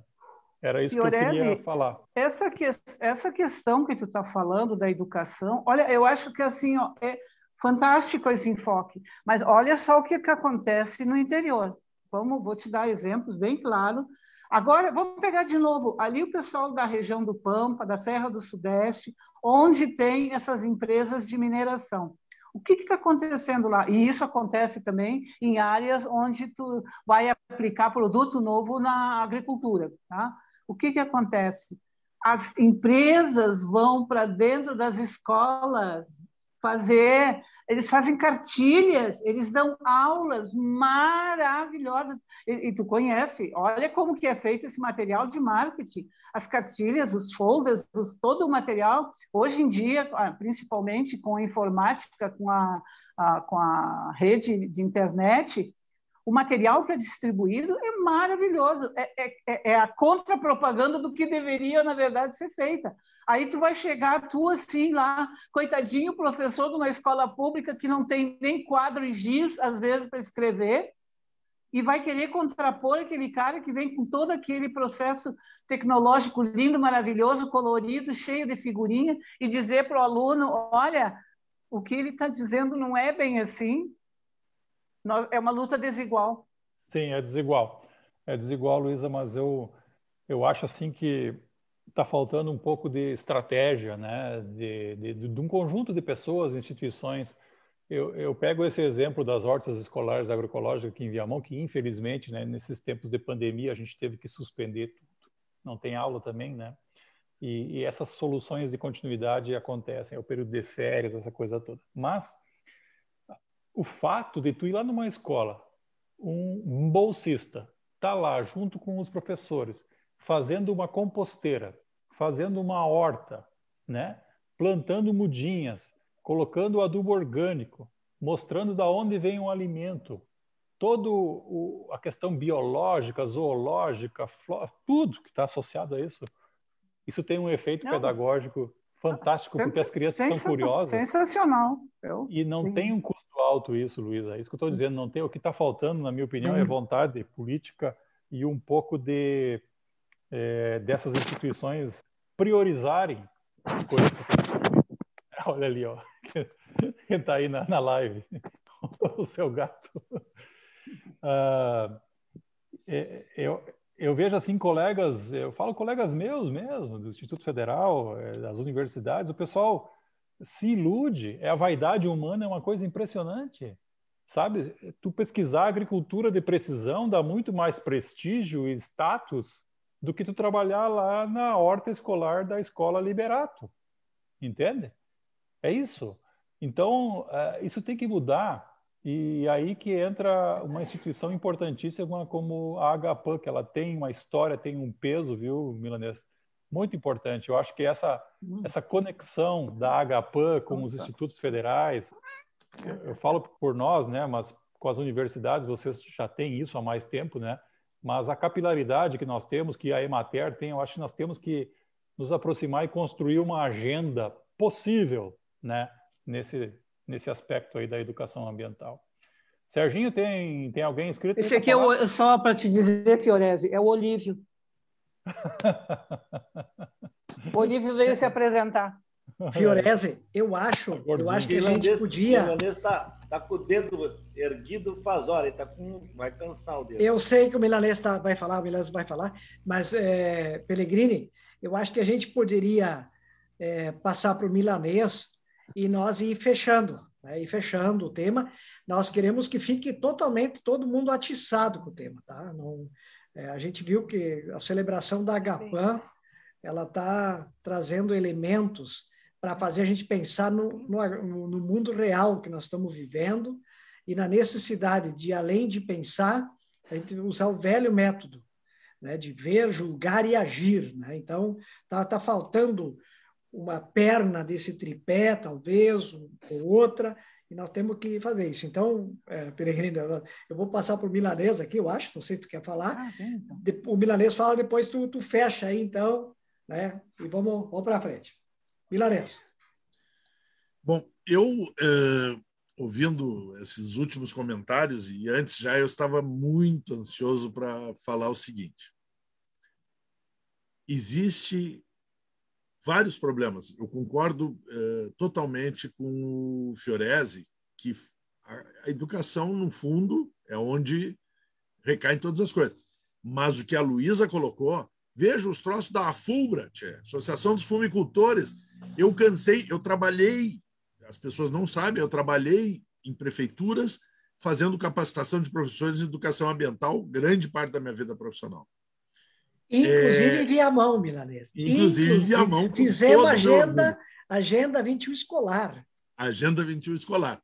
Tenho muito orgulho disso. Eu cansei de professores, depois de trabalhar 1 ano com professor, às vezes, o cara via assim, pá, Milanês, tu não sabe onde é que eu consigo as revistinhas da FUBRA sobre ecologia?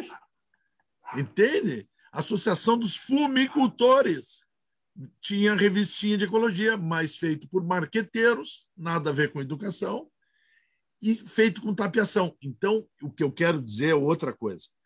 Vai um pouquinho além da educação, é indispensável a educação, mas é um processo de educação popular não formal que ninguém faz. Dou um exemplo. O Esperoto, falecido Esperoto, 2 vezes eu tive um debate com o transgênico na Assembleia Legislativa, que eu disse horrores. Estavam todos os pesquisadores de biotecnologia lá e ninguém chiou, ninguém discordou do que eu falei. Eu falei absurdos sobre eles, sobre o que estavam falando e tal. E o Esperoto estava na mesa, falava depois de mim. O Esperoto virou e diz assim, bom, agora o presidente da Farsul, ele diz assim, faço minhas as palavras do Milanês. Isso tá aqui grafado lá. Era uma consulta nacional, quem presidiu foi a Ieda Cruz, deputada na época. Era uma consulta nacional. Ele disse, faço minhas as palavras do Milanês. Eu digo, que maravilha, Esperoto, aqui, ó. Vamos conversar com os agricultores lá, eu me ofereço para ir na Farsul. Sim, vai. Aí eu liguei 3, 4 vezes, para não dizer que eu não tinha tentado, e nunca fui. Porque existe uma nuvem. Em primeiro lugar, as multinacionais financiam essas associações, financiam dias de campo, financiam viagens para a Austrália, para não sei o quê. E existe uma nuvem. Então, o técnico, vou incluir o agricultor, não podem sozinhos ir contra gente de marketing, cientistas bem pagos, para criar essa ilusão de informação. Quem é que pode quebrar isso? Tem que ser na marra e tem que ser governo. É o único que tem poder e responsabilidade. Eu dou um exemplo. No Plano Rio Grande do Sul Sustentável, que tu citaste, que durou 1 ano e meio e acabou o governo, enfim. Mas nesse ano e meio, nós criamos, dentre outras coisas, 2 grupos de trabalho. Um de arroz orgânico, que valeu coisas muito interessantes, inclusive de forçar o Estado a comprar arroz orgânico para os colégios e presídios, e um outro de carne orgânica que eu visitei Rosário, Santiago, várias reuniões com pequenos, grandes, tinha quilombola, os caras nunca tinham sentado juntos. Eu me lembro de coisas maravilhosas, assim. Os caras nunca tinham sentado juntos. Uns com medo dos outros ser atacados ali. E eu falar sobre carne orgânica. Eu ia lá falar, olha aqui, ó, pá, pá, pá, pá, pá. Todos diziam, pá, mas nós queremos isso. Só que querer é uma coisa que, no ser humano, é inibida pelo medo, pela insegurança de mudar. Então, tu tem que dar garantias, tu tem que dar segurança. Eu me lembro que eu fiz uma reunião, dias eu tinha assumido, fiz uma reunião na Expo Inter com os produtores de arroz orgânico. Aí eu digo, nós temos que duplicar, nós temos que... Primeiro que os técnicos que eram favoráveis já me acharam exagerado. Segundo que senta de uma cooperativa e diz assim, tudo bem, Milanês, nós estamos com 2.000 toneladas de arroz orgânico estocada. Tu quer que a gente aumente o plantio, porque era agosto, eu estava correndo contra o tempo, que eu só tinha 1 ano e meio mesmo. E tu quer que eu...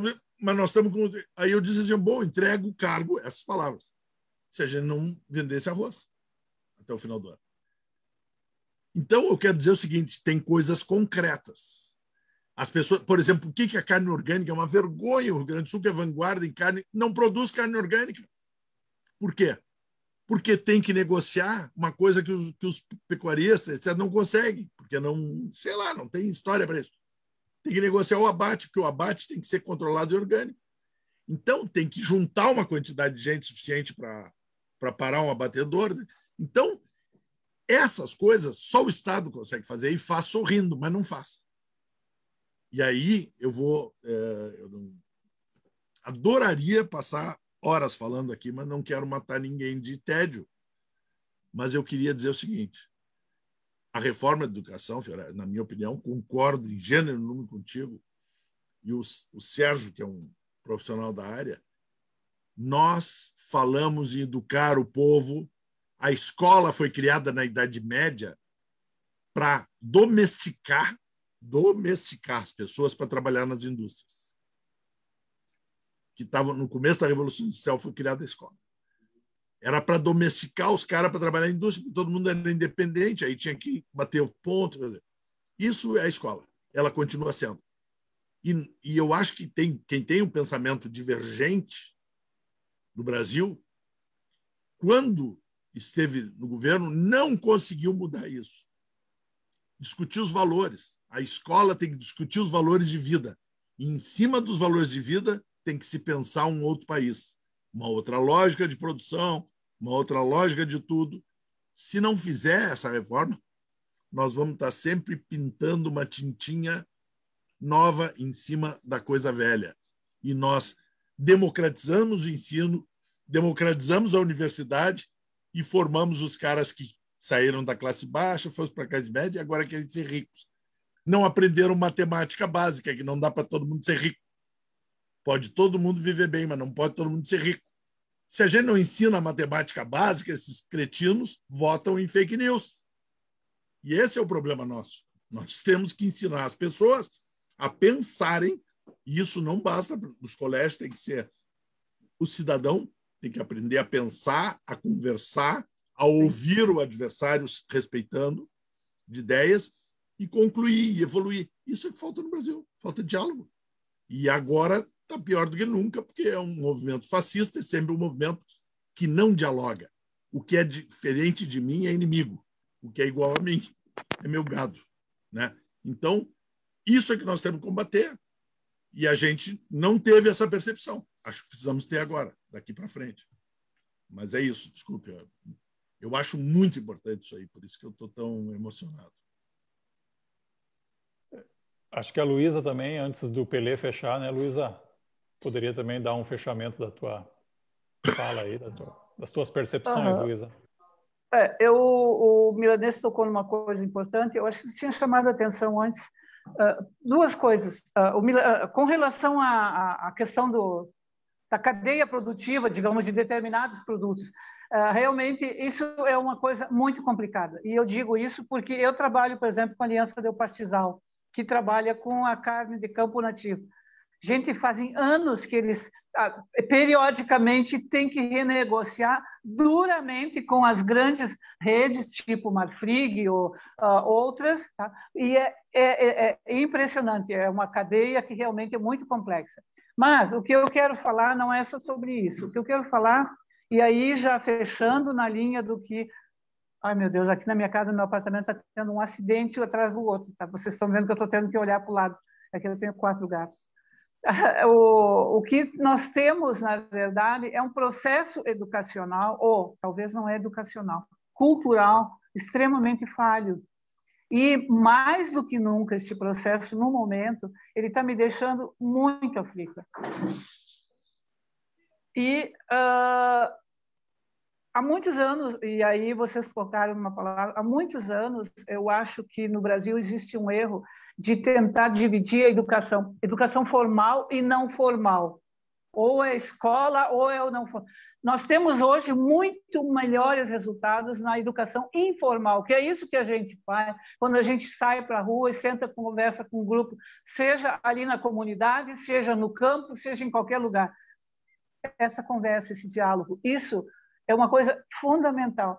E a nossa educação, a nossa cultura, infelizmente, nos últimos anos, ela não está tendo Bom, quantos ministros da educação nós estamos tendo nos últimos tempos? E como é que esses processos, como é que a avaliação está sendo feita, né? Como é que... Eu dei aula durante muitos anos em curso de pós-graduação em educação ambiental.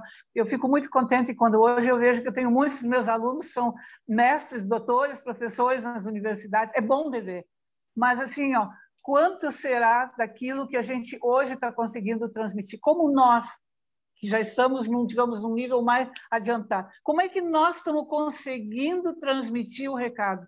Eu acho que nós também erramos. Vejam que grandes... Como é que hoje o discurso das fake news, gente, é uma linguagem extremamente popular. O povão entende. A ciência, infelizmente, nós muitas vezes não sabemos transmitir o que nós sabemos numa linguagem mais popular, mais acessível. Eu acho que essa é a questão que nós temos que realmente também aprender a trabalhar. É uma educação que nós estamos na área, temos que aprender a fazer. Nós estamos querendo que os outros façam, mas a gente também tem que aprender. E olha, realmente, eu parabenizo vocês pela discussão de hoje, que eu acho que foi gostosa. É como disse o Milanês, a gente podia amanhecer aqui discutindo, que assunto ia ter bastante. Vamos continuar outra vez. Boa. Ficou um gosto de quero mais, né? Ficou, né? O tempo passa rápido, passa voando, né? Então, eu de minha parte agradeço muito, Luísa e Milanês, e fica a sugestão de a gente poder continuar, né? Quem sabe na próxima quinta ou daqui a um mês a gente retorna, porque são pessoas muito qualificadas, vocês, né? Muito experientes, que têm muito a dizer. E eu acho que a gente tem que aprofundar esse debate, não ficar só na superficialidade, né? Não é que foi superficial, não é isso. É que cada um desses itens que vocês levantaram dá para fazer um debate, né? Então, Pellegrini, deixar para você aí, se tem algum recado para ler, alguma coisa, e fazer o fechamento, né? Eu agradeço aí o aprendizado e a presença de todos conosco. Gostaria de aproveitar e como diz o outro, fazer o meu comercialzinho, né? Nós do Instituto Caminho do Meio, tanto o Instituto Caminho do Meio de Viamão como o Instituto Caminho do Meio de Alto Paraíso, né, que é onde eu também faço parte lá da diretoria, nós temos duas escolas. A escola Caminho do Meio, aqui em Viamão, inserida dentro de um espaço verde e com uma pedagogia completamente diferente da convencional, né? Mesmo que a gente tenha que seguir os padrões de MEC e tudo mais, a gente trabalha com as crianças, né? Não passando conteúdo, né? Mas tentando o despertar das crianças. E uma outra escola é a escola Vila Verde, onde eu também fiz parte durante um tempo, estive lá em Alto Paraíso um tempo, e nós temos uma escola que vai até final, né, do primeiro ciclo, né, que se chama Escola Vila Verde, também já premiada pelo Instituto Ashoka, também pela própria Secretaria de Educação, como uma escola transformadora, inserida lá junto ao Parque Nacional Chapada dos Veadeiros, né, e que faz um trabalho maravilhoso lá, né. Então, a gente tem essas duas escolas tentando fazer uma educação diferenciada. Poucos alunos sofrendo pelas questões econômicas e tudo mais, sofrendo esse modelo, esse ano que passou de pandemia, mas sobrevivendo e trazendo, né? Trazendo bastante oportunidade aos jovens. E me parece que a gente só cancelou esse ano lá em Alto Paraíso, né, por a questão da pandemia, mas era para ter surgido já agora, em 2021, um curso, né, um curso técnico de agroecologia lá, para eu não sei como chama hoje o segundo grau, né, que antigamente era o segundo grau. Então, ensino médio. Ensino médio. Então a gente vai implantar junto lá o nosso querido Fernando Rebelo, né, nosso traz a agricultura sintrópica. Vamos trazer ele aqui agora, em seguida, que lançou um livro junto com o Ernest, um livro maravilhoso, Agricultura Sintrópica, com um passo a passo maravilhoso. E também o Milanês falou algo ali, né, da FUBRA, e eu tive esse prazer de levar em eu acho que foi 2018, né? Eu não sei como que isso aconteceu, mas a FUBRA chamou o Fernando em 2018 para uma palestra dentro da exposição deles, e essa palestra tinha quase 80 jovens, crianças e adolescentes assistindo a agricultura sintrópica dentro do evento da FUBRA, falando de agricultura sintrópica e com, digamos, uma fala do Fernando extremamente direta e contra tudo aquilo que estava no entorno. Aquilo foi maravilhoso, foi olha, um momento mágico mesmo, né? Então, eu gostaria de agradecer ao Milanês, que é nosso parceiro já aqui do SEB e dos nossos eventos há um longo tempo, nos nossos 108 horas, nossos eventos, né? A Luísa também, por ter participado, todo esse pessoal que tem acompanhado e as pessoas que têm acompanhado também pelo Face e pelas redes sociais. A gente certamente vai retornar a esses temas, como outros que a gente já tem trazido, porque é isso, né? A gente abre esse leque importante, né, das lutas, né, que a gente tem pela frente, e nós vamos ter que aprofundar cada tema desse. Esse ano nós temos, no mínimo, mais 40 programas, né, Serginho? Para alegrar nossa quinta-feira, que tem sido, digamos, um encontro maravilhoso. A gente conseguindo trazer esse recado, trazer esses parceiros maravilhosos para nos trazer um pouco e aquietar o nosso coração, que a gente não perdeu as esperanças e a gente pode sonhar, né, em fazer mudanças. É o que a gente tem feito, trazer as pessoas que estão fazendo mudanças. Esse é o objetivo desse nosso programa, dar visibilidade a todas as práticas maravilhosas que estão acontecendo e que na mídia convencional não tem forma alguma de isso aparecer. Então, nós estamos aqui, somos pequenininhos ainda. Eu acho que até o final do ano a gente vai incomodar muito. Vai incomodar muito e vai trazer essas informações. Só para vocês terem uma ideia, o nosso programa, o ano passado, de resíduos sólidos, tem mais de 40 mil visualizações. Mais de 40 mil visualizações, um dos programas. A nossa ideia é isso, né? Que a gente vá entrando, criando essa rede, né?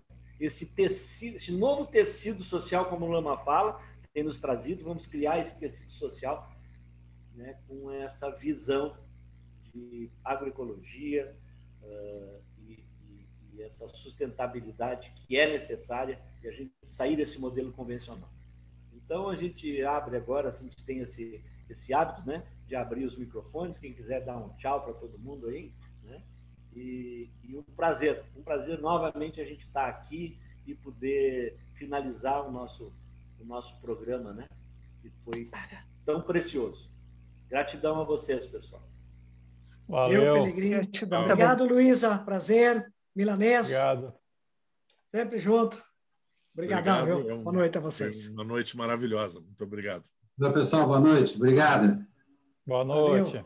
Valeu. Boa noite. Um abraço, Vitor. Obrigado.